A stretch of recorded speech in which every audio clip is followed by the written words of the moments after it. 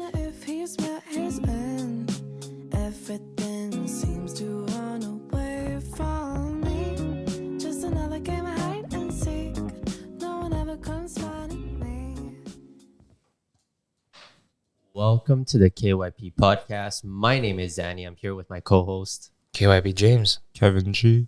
and we have a special guest today. He is a former 6-year professional basketball player and now helps players to play professional basketball all over the world. Jose, say hi to the podcast. Thanks so much for having me, guys. Appreciate it. What up, Jose? So we wanted to have really this mini episode. We're going to have it extremely short and sweet. And let's just jump straight into it. Like, what made you start basketball? Yeah. So I've been playing basketball for about since I was 14 years old or so, around there. And originally I played other sports, soccer, baseball. But the thing that really turned me on to basketball, I guess, was when Vince Carter and the Toronto Raptors came to Canada. And that was the main reason why I just stayed with basketball, I guess, and popularity started growing in the sport. And luckily for me, I was able to eventually play college and then play professionally. So that was basically the way of how I started to play the sport. And what was the journey like to get to your first professional team? Yeah, so I came from a smaller college in Canada. Right. So for anyone who's listening, usually they'll think of like the NCAA. D1 is like, that's where all the NBA players come from. John Wall, DeMarcus Cousins, all the big names that everyone knows. But there's actually college systems all throughout the world. And so I came from, we can call it essentially Division 2 in Canada, which would be known as CCAA.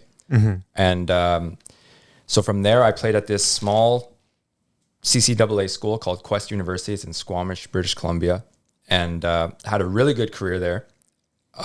Finished as the all-time leading scorer there, set all these scoring records, blah, blah, blah. But the thing is, when you're coming from a smaller college, no one really cares when it comes to the professional ranks, because just like how probably a lot of people who are listening to this podcast, they think of like the NCAA as the end all be all. A lot of professional teams think of it in the same light. A lot of professional teams think that if you didn't go Division 1, then there's a certain level that you essentially can't reach, which isn't true, but that's how teams think. They think in stereotypes a lot of times, not all the time. But so when I went to this Canadian college, it was really tough for me to actually play professionally, because when I was reaching out to teams, a lot of them just don't take you seriously. They don't take you seriously because you didn't go to the States, you didn't go D1, you didn't go D2. And I'm a smaller guy too. I'm 6'1". In basketball terms, that's small.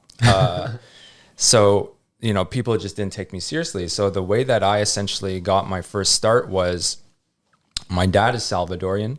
And the way that FIBA basketball works, the international basketball, it's called FIBA.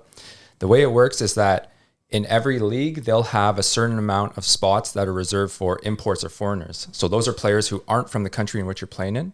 And then a certain amount of spots will be reserved for players who are called nationals or locals. So those are players who are from the country that you're playing in. So for instance, we could look at Canada. Let's say in the league in Canada, CEBL, there's 2 foreigner spots. So those will be reserved for anybody who's not Canadian. And then the other 10 spots will be only for Canadians. So I say all that to say that the way that I got in was that my dad was Salvadorian. And in the league that I was playing in, there was a player who was playing on the El Salvador national team. So I reached out to him and I was networking with him and I was saying, hey, I know that you played on the national team. Do you have any connections, or do you know anyone who plays in the El Salvador Professional League? And luckily, he actually responded to me and answered me. And a lot of times, a lot of guys don't have to do that. They'll just probably left you on red, or they don't even care like what you got to say about him.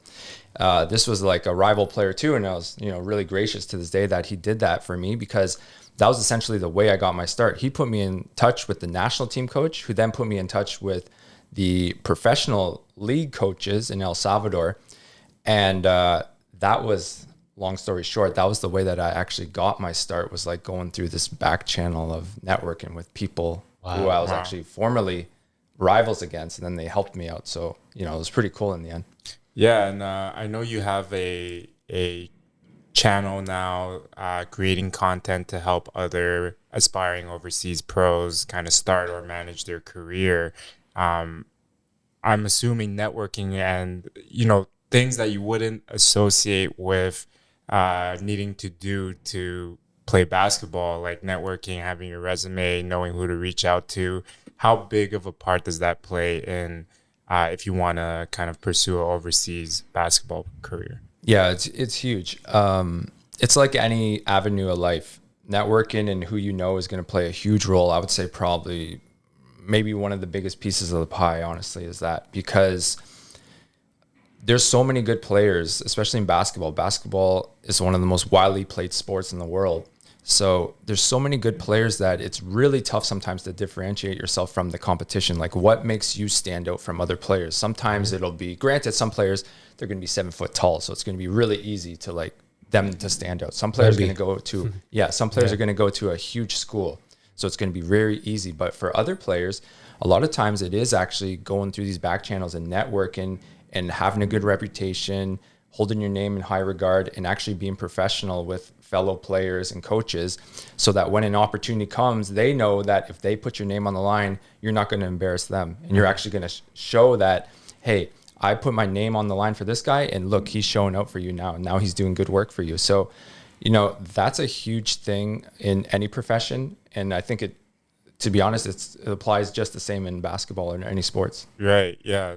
So I work in like recruiting for corporate companies, right? And it's always often said, like, a lot of hiring managers would prefer someone with maybe less technical skills, but is very, coachable, team player, professional, like gets well with the team. That's probably an important aspect too, right? Yeah, one thing. So I think you mentioned that nowadays I kind of help players play professionally. Yes. So one thing that I always tell them is the proven player is always going to win over the better player.